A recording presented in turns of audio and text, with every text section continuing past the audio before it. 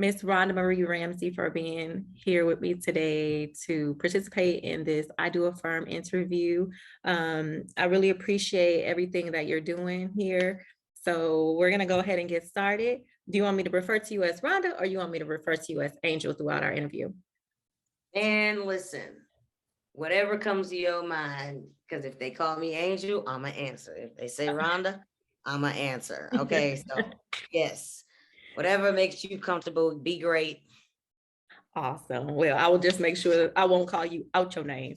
All right. Okay, look, I was reading your stuff, and obviously we are no strangers to one another, being that we went to the same high school. So you're born and raised in St. Louis, Missouri, yep. My hometown.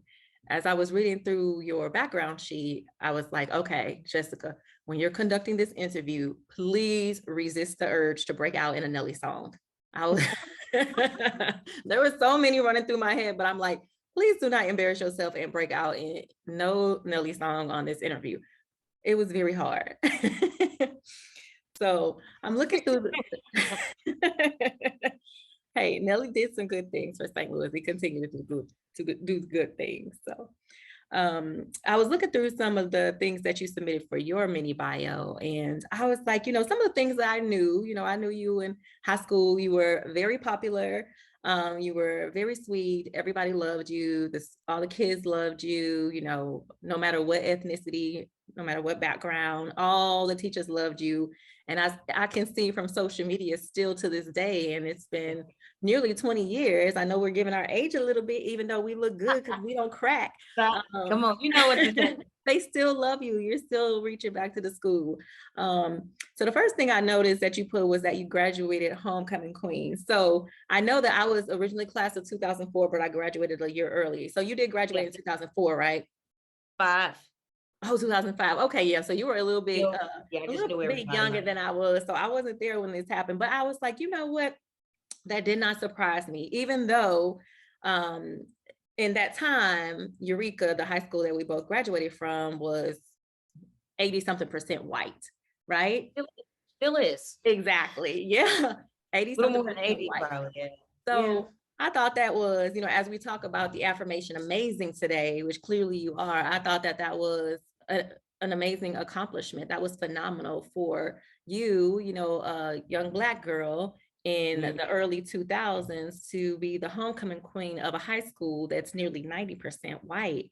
And so I'm wondering, I know the answer to this question. I know the school that we went to was by far the most integrated and welcoming, integrated high school, but what would you attribute that to? How did you accomplish that in that school over, in another school like that could have been, what people would assume a blonde-haired, blue-eyed girl? Being myself. Like you said, I'm very diverse. I got the Glory of Missouri Award my junior year for the virtue of equality. So just being myself, loving everybody. I never switched up. I was just still crazy, rambunctious, just everywhere, respectful to all the teachers. I was never one of those disrespectful kids. And, just knowing where I came from growing up, it's like, when I went out there, it was like, shoot, nothing changes, I am who I am. So it's like, you either accept it. I'm in my basketball shorts or in a homecoming dress, I'm getting it in, you know what I mean? Yeah. I'm still the diva. I'm still coming in, And I always say, I'm like, I wasn't the finest thing, the acne, because I played sports and acne. I'm like, what's going to help my face? And, at that time I didn't have braces, so it literally just had to be my character and who I was. And, I'm the same person to this day. Yeah, it was your character. I was actually talking to you about my husband because he's like, who are you interviewing tonight? And I'm like, it's really not that hard to explain. Like, she was a tomboy, but she was a diva. Everybody loved her. She was very athletic, but she was smart, but she was funny. Like, you literally are the type of person that could fit into any crowd, whether you're hanging with a predominantly white crowd that was, the jocks or the the funny kids or predominantly Black kids. I mean, you literally fit into any crowd, and that's what we all loved about you. And then I did hear you say something about the Gloria Missouri Award. So for those watching that don't know what that is, so that's basically where schools would pick about, they have 14 virtues, and they would pick kids within their school who exemplify one of those 14 virtues. And those virtues are engraved in the House of Representatives chamber in our capital, Jefferson City, Missouri. And you would come and you would be honored, and you can, bring your friends and family, and you would get like a legislative proclamation in your honor. And you achieved that. Like, that is so incredible. I mean, what did that feel like? I mean, back then I was like, oh, I'm going to the House of Representatives. Okay, I'm gonna get an award, but when you get older, you start to realize the virtue that you got it for, and you kind of pay attention. Being at my age now, is like I've always been a diverse person, and when I got out of high school, when I went further, I had friends that were Latinos. Like, I was just meeting so many people with traveling, a Disney college program, just all this stuff. And, when you sit by yourself sometimes and you just think and kind of soak stuff in, and you realize even when you get older, you like, man, back then, we weren't rich, but you couldn't tell we were poor. Like, my mom did everything to make sure, you know what I'm saying? But we just like middle age, look, average, you know what I mean? Working 2-3 jobs she was, but we didn't pay attention to that, all the positive outweighed that. When you get older, you realize all of that, you be like, man, my mom did the best that she could with what she had. And you look at it and I'm like, virtue of equality.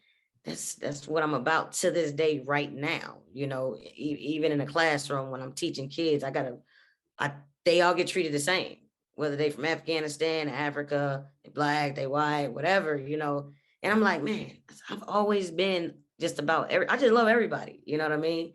Then it was like, oh, I'm going to House of Representatives. I'm like 17. Exactly. And then you get in your 30s, you like, that meant something.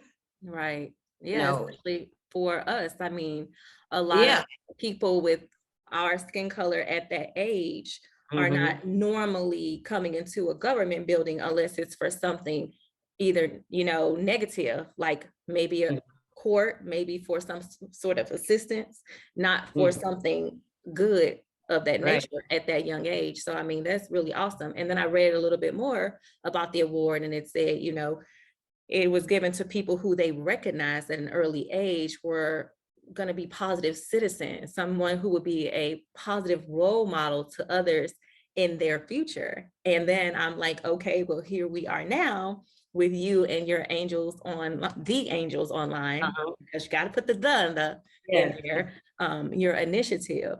So I saw that you've been working with youth for many years, over 15 years, and you worked in the juvenile courts. And so then we talked about, before that though, because we're going to get to that when we talk about this dream that you have, because our entrepreneurial endeavors sort of happened similarly. But we're going to go back to this equality thing and this diversity thing. So I saw that you participated in the National Student Exchange Program, and you went to the Virgin Islands. So how did you adjust to that experience? So being born and raised in St. Louis, and then you're going to college and you're participating in this program in the Virgin Islands. How did you deal with that challenge? Did you feel isolated, or were you open-minded? How did you adjust? It was a blessing. I walked in like I done lived there for 10 years. I left the island a big deal. Let me tell you something. It was, my friends would message me to this day. They'd be like, Diva, man, when you left, people were still asking about you. And these people didn't even go to the University of Virgin Islands. The island is this big, it's St. Thomas, but I got there. As soon as I got there, you being from the stateside, it's like, oh, who is that? We got a statesider here, they just got a small island. I'm coming from a big city in the United States. I mean, it's part of the United States, but it's not, Right. So When I got there, I mean, as soon as I got there, we're still friends to this day. My RA, Nyla, she was just like, oh, hey, I had my bags, she was telling me where to eat, everything. I was by myself. Nobody, no friends, no nothing. And I got off the taxi and I was like, huh, well, all right. And I followed the rules of what it said I'm supposed to do. And she was there waiting for me. And I was like, we were just talking a little things, stuff about each other. And I was like, yeah, I play basketball. She said, oh, you play basketball? And the accent and everything. I'm like, yeah. She was like, well, they have girls tryouts. You should try out. I'm like, nah. She's like, no, you should try out. She took me to the men's coach and he was like, yeah, he was nice. Try out, Islander, I went and tried out and the man gave me a pair of Jordans and was like, yeah, you're going to be on the team. And mind you, I hadn't played college basketball because I had injuries my freshman year playing ball.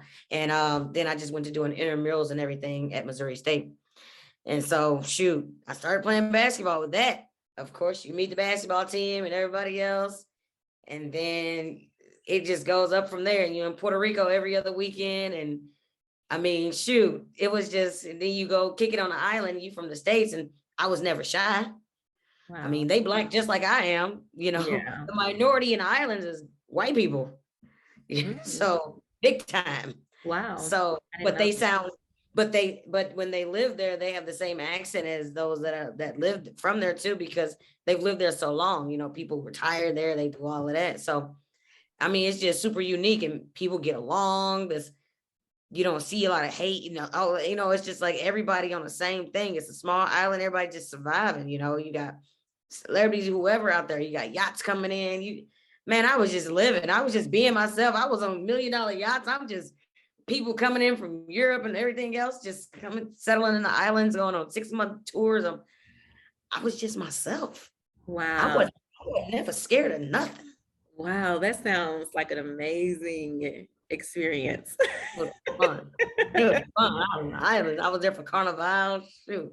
Oh, wow. Oh, now that sounds really fun. That is definitely something that I do hope to go to one day. One of my best friends, she's almost like she is like a sister to me. She's from Trinidad. So she tries to talk me into that all the time. So one day when I get my body the way I want to get it, I'm going. It's a good time, I'm gonna tell you. I didn't go in Trinidad, but I went in St. Thomas. Just had theirs this past weekend. Oh, wow. It's on my bucket list.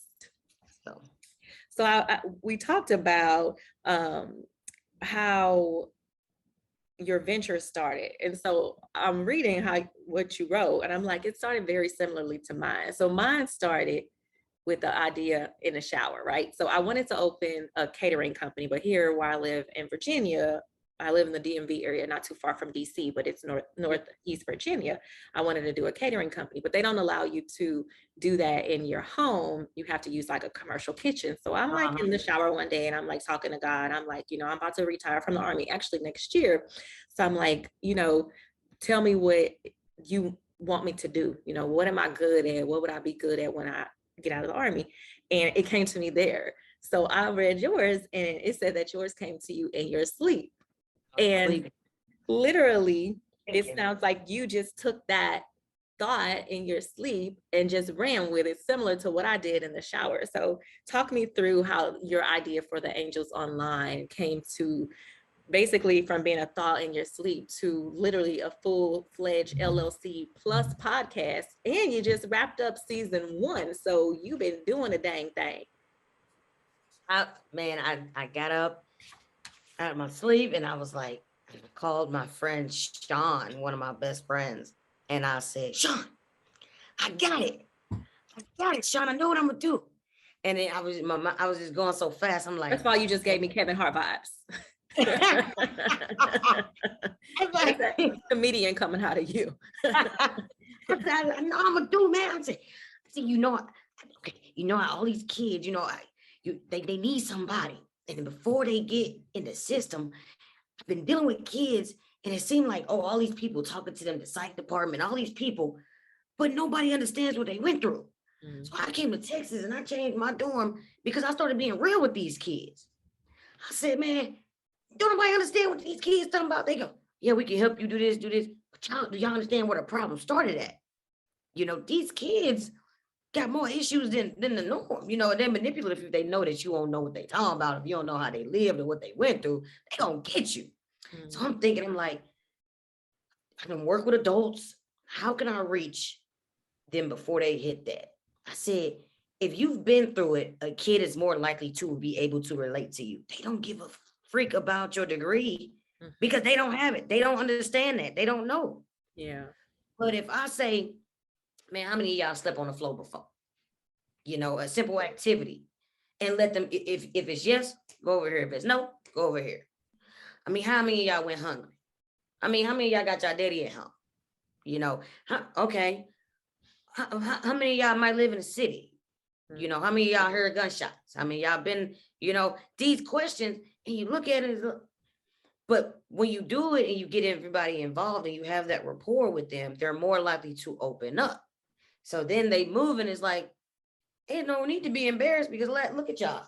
You got more in common, you got different. Let's figure out what the problem was, you know. Let's open up a round table and see what, you know, I used to do that. Let's open this up, open up the floor. Me and Ms. Watkins, and like, okay, let's talk about it, you know. And that's one of my lines with my podcast. Let's talk about it, you know. Because if you don't normalize the conversations, you know, I'm like, it's 2022 and these kids have access to everything that we do, which means they're constantly getting educated, but in a way that they choose because you choose to listen. Exactly. You know, so I was just talking, so it came, I'm like, you know, somebody's story can help somebody. Exactly. So then I started going with the battle. I'm like, all right. And I called my cousin who's an entrepreneur in Birmingham.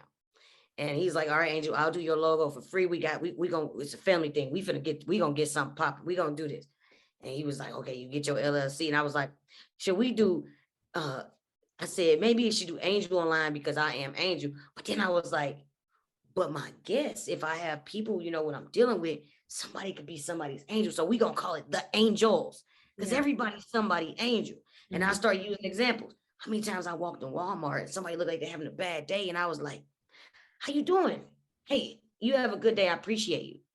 And they just, whatever thought somebody just did, but that walked out was an a-hole to them, just switched around, you know. Oh man, you made my, you know what? Because you say you appreciate somebody, they be like, thank you. Because people, it's not normal to a lot of people. You know, I normalize saying thank you, appreciate you. You know, that's normal for me, you know, because if you know what it feels like to receive it, then people will appreciate when you give it. Exactly. So then I was like, okay, voices or voice. And then Fatty was like, Angel, let's do voice because we all one voice trying to do the same thing. I said, yeah, voice of the unheard. Boom, you know. And podcast started with Tiara Burns. You know Tiara Burns, right? She was living in Dallas and we was talking and I was asking about LLC. She was, you know, I used my connections to see, okay, how did you do this? You know, I never lost a business. I've been doing, you know, she was like, Rhonda, you should start with a podcast. She was like, because everything that you're talking about, I swear my husband was just trying to figure out how he can give back, you know, because he started, like it took him to his 20s to get himself together because he learned the streets from his daddy. And that's what his daddy, I said, see, and she was like, everything you saying, he would probably love to give back and speak on your podcast. So boom, I started looking at I was doing research. Mind you, I'm getting up every morning and I'm running, going back to sleep. Then something else click in my head. I'm getting up. I'm going back to my office, the same desk that I'm at. And this before I had my Mac, my PC was right here. I'm like, put in my notes. Okay, and I'm writing it down. I had a notebook. I mean, everything I had. And then if I'm in my bed sometimes, on the iPhone, you got the notes. Oh yeah, mine are so cool. My notes, and I would put it down, and I'm like, okay. And I went back to the drawing board. I got my whiteboards, and I was just writing, everything, man. I was just like, all right, I'm ready. And I sent it in for my LLC. I was like, I'm locking. I said, you know what? God said this for a reason. I'm gonna listen. I'm not wasting no time. And I was moving from Texas. I took my little retirement out of Texas, everything. I said, okay, and I'm moving back. And then Cedric got killed. So when Cedric got killed, I was like, you know what? Because I was already contemplating. I had a job, the job offer right now that I took for the teaching or whatever, the full-time subbing or whatever. And I was like, you know what? I'm gonna move back home because it's just too much, and I stayed with Jocelyn. I moved back home because I was going to move to Indianapolis, Okay. and then that happened. I'm like, things happen for a reason. I said, my resources are all at home. Let me not stress Right. myself and do it from Indy. This happened. Yeah, I'm gonna go ahead and go home. Yeah. So then I hit Justin, he at the studio and everything. So everything just started coming together. And then the people that I knew, everything with season one, they was from right here in St. Louis, Yeah. except for like a few. And Mm-hmm. I'm like, okay, I'm gonna do this. And then as time I just kept doing, Sean lives here. So he was like, all right, Rhonda, boom, I got the software. I got Madison, she's a gamer. So we got the green screen already. We can do this, we're gonna boom, we're gonna get your intro, we're gonna get your thumb, boom, boom, boom, boom. Everything. He was just like, so intro, That's he's like, amazing. he was like, send me this recording, blah, blah, blah. I use my phone. Yeah. Like my intro, I used my phone, then I went into him, and then I did the video part or whatever. And then, oh my God, and then my promo videos, I use my phone. I shot that in Puerto Rico with my phone. I don't got no video. I probably ain't rich yet. I ain't, what I'm saying?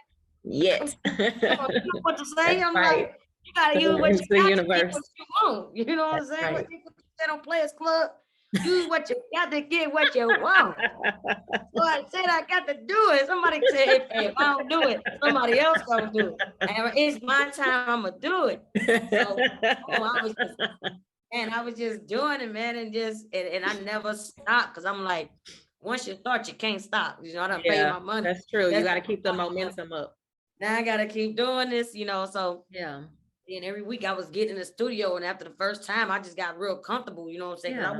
I wasn't never shy, but I ain't never been on them, you know what I'm saying? But then I got people saying, I was listening to you, and the kids go to school, and they be like, good people, good people. I saw that. Yeah, You know your what I'm saying? kids were I'm really like, excited. dude, They're like, you when know are what you gonna I'm have saying? another episode of Miss Rhonda?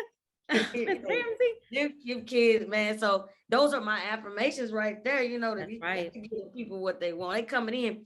I watch Anthony Perry, Miss Ramsey. He lived right where I live right now.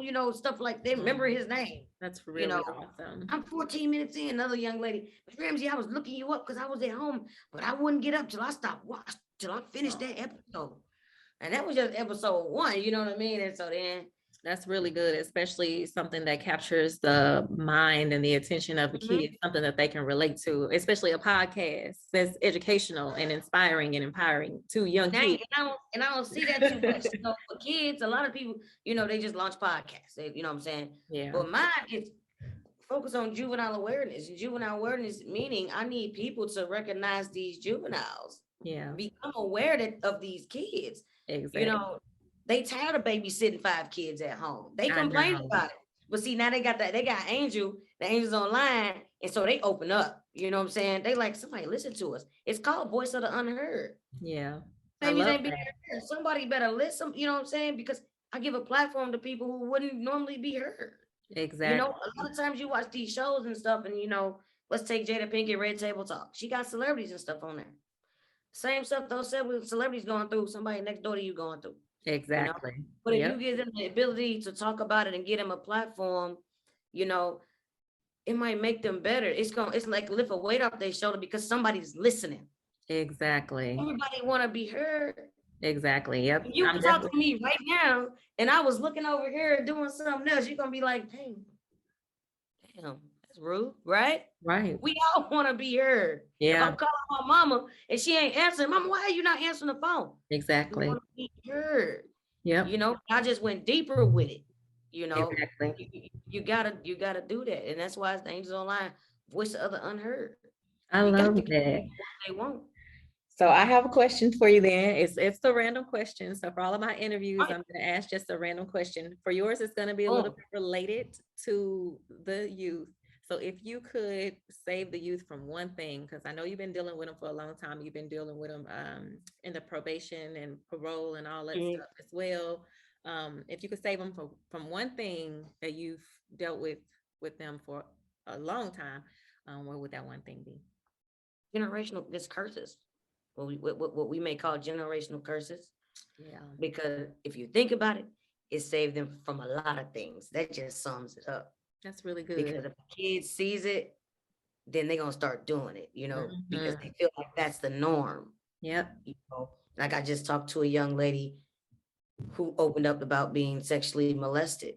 Ain't never told nobody. Yeah. But she trusts the angels online, Oh. And at this age, it's like, if you could save somebody, you didn't have to wait till 40 to come out about it, which is what a lot of people would do.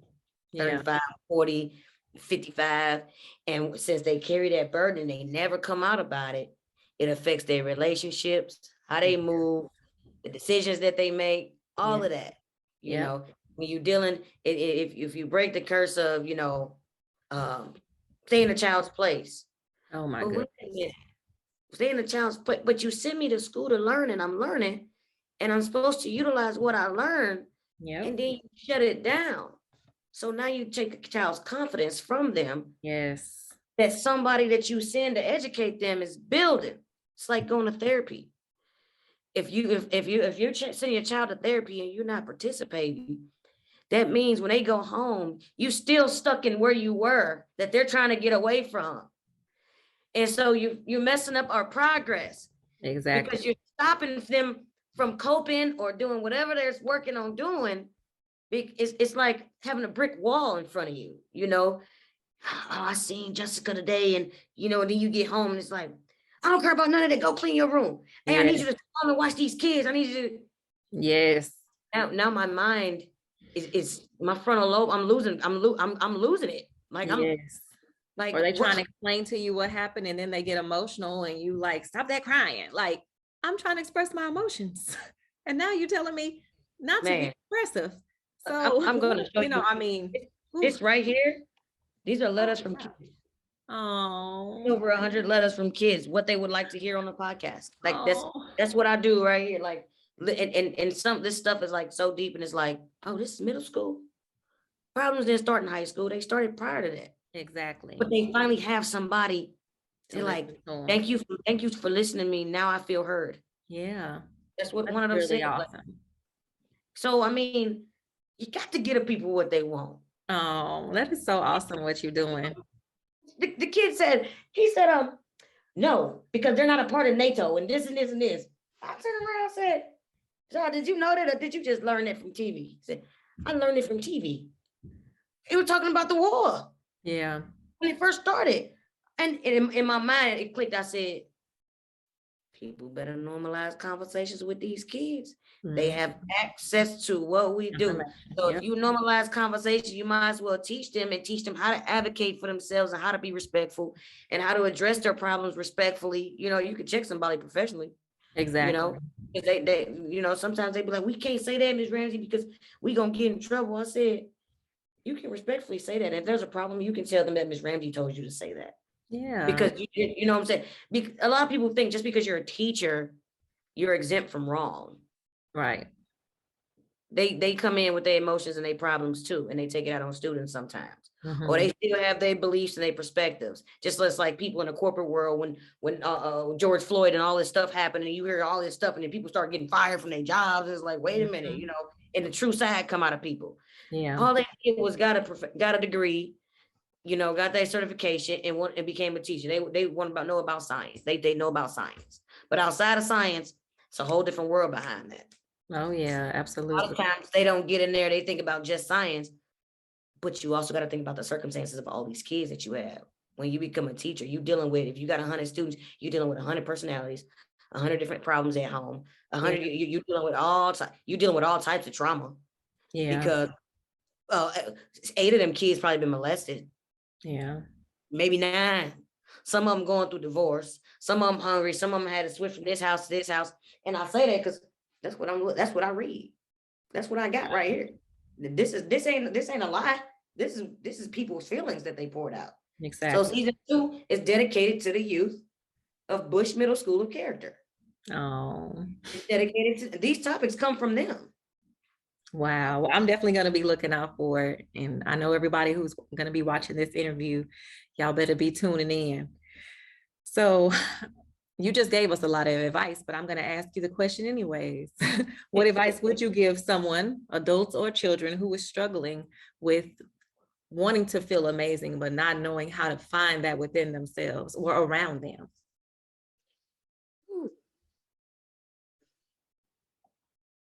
It's not hard. but you got to think about how many people you're dealing with. You know, because I can say just be you, but they need somebody to help them be them, you know. Find that safe space. Yeah. You know, and be careful who you feel like you connect with. You know, find somebody that you really trust and that you can connect with and create a safe space right there. You know, and a lot of times if it's a youth, it's probably not going to be another youth because their ability to connect is not all the way there yet. You know, as far as an adult goes, a lot of adults might be stuck in their ways, and then they're reluctant to even go try and get therapy. You know, and a lot of times it just takes for somebody to listen. Just listen. Yeah. Shut up. You know, sometimes you gotta say that. Shut up. And listen. You know, be quiet. You know what I mean? Because if you don't know, ask questions. Right. You know, that's another one. Just ask questions. I'll tell you in a minute, but I don't know. I don't understand. And I taught my kids that. When they walk in my class, it's a different ball game than what you see in any other class. And they're like, Miss Ramsey, what does this mean? Because I tell them, if you're gonna learn, you might as well learn it here. We don't judge. We help our peers out. We don't do that because we all got shortcomings. None of us are perfect. You know, and I explain it to them. None of us are perfect. Progress is a process. You know, practice.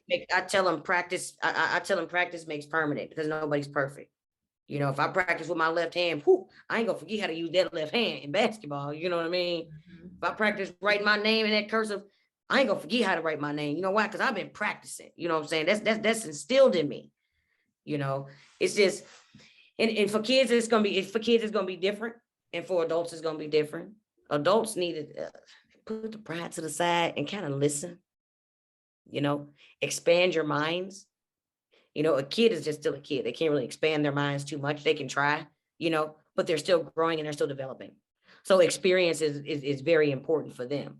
And hopefully their experiences are good, but we don't want them all to be good because if all my experiences were good, there's a lot of things I wouldn't understand or know how. Yeah. You know, so those are just some things. Well, I noticed on your website that you had this motto on there. It said motivate, influence, and inspire. And the three things that we look to do. And I thought that was pretty good because I'm like, okay, when I'm looking at that and I'm saying motivate, influence, and inspire, I'm thinking, okay, you want to give a person a reason to do something. And then you want to possess the capacity to affect that. And then you want to fulfill them or fill them with the urge to do that. Fill them with the urge to do whatever it is you're trying to inspire them to do. And I thought that was just perfect. And I'm like, that is exactly what you're doing with the Angels Online LLC and your podcast and in your substitute teaching and dealing with the youth and all the other great things that you've done. And I'm so proud of you. I'm so proud to see your growth. I am not surprised whatsoever to see what you're doing these days because you're still the exact same height, doing the exact same thing that you've been doing since we were in high school in the early 2000s. Yes. Still smiling, still happy, still comedic, still just loved by living the dream. I love it. I love it. Yep, I see that. And I was gonna ask you if you had a quote or a tagline, what would it be? You know, everybody know me to say I'm living a dream. That's it, you know. And when it comes to the Angels Online, good people. You know, you got to give the people what they want. That's right. And judging by your floor and your upcoming season 2 of your podcast, looks like you're gonna be giving those good people what they want. Good people. Make sure you say it. Good people. So I want to make sure that everyone knows where they can find not just the Angels Online podcast, but your website so that they can shop your merch, which I see that you're rocking right now. Yes. Yeah, we got that all, you know. That's right. The Angels Online. Voice of the Unheard. Come on. You know what to say. Come on. Sure. Yes, they can go to www.theangelsonline.org. You got to make sure you put THE ANGELSONLINE.org. And you can go to merch. You can shop and be great. You got mugs, tumblers, some shirts, beach towel, whatever you want. You got it on there. If you want it, you call me and tell me. Somebody on Instagram said they wanted a good people mug. I got a good people mug on there now. So you can find me on Instagram at the Angels Online. Same thing, and the same thing on Facebook. Season 2 will be live. You'll be able to see it while I'm in the studio. And so my YouTube, somebody already took at the Angels Online. So it's the Angels Online LLC. And you'll see me right there. You can catch season 1. Season 2, it'll be out. You'll just follow Angels Online on Instagram, and I'll keep you updated on when it's coming. The website got the information that you need. You can find the links. I'm on YouTube, Spotify. Just type in the Angels Online.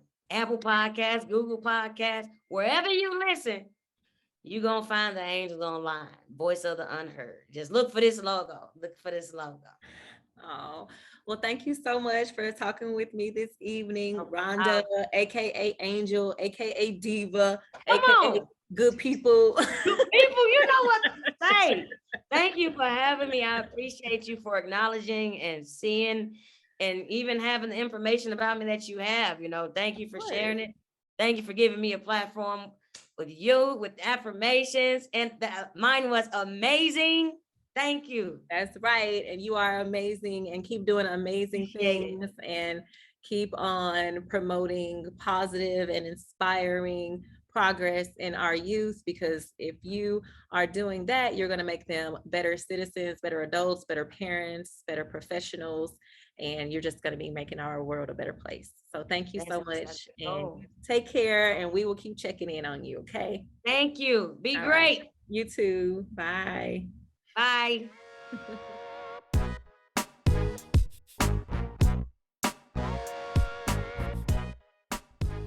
Hey there. Thank y'all so much for tuning in to another I Do Affirm Affirmation Conversation. I definitely enjoyed that conversation with Ronda. I love taking it back home to St. Louis. It's nostalgic, to say the least. Today's final thought, I just want to remind you all that no matter who you are, no matter how you feel right now today about yourself, everyone deserves to be appreciated, admired, and loved. Whether you believe it or not, it's true. In life, you have to learn to take a leap of faith. But in taking those leaps of faith, you have to stay focused, you have to be determined, and you cannot give up. When the going gets tough, you got to keep going. It's honestly true, and it's not going to be easy. Be great. Be you. You are someone's angel, as Ronda would say. You're an awesome gift.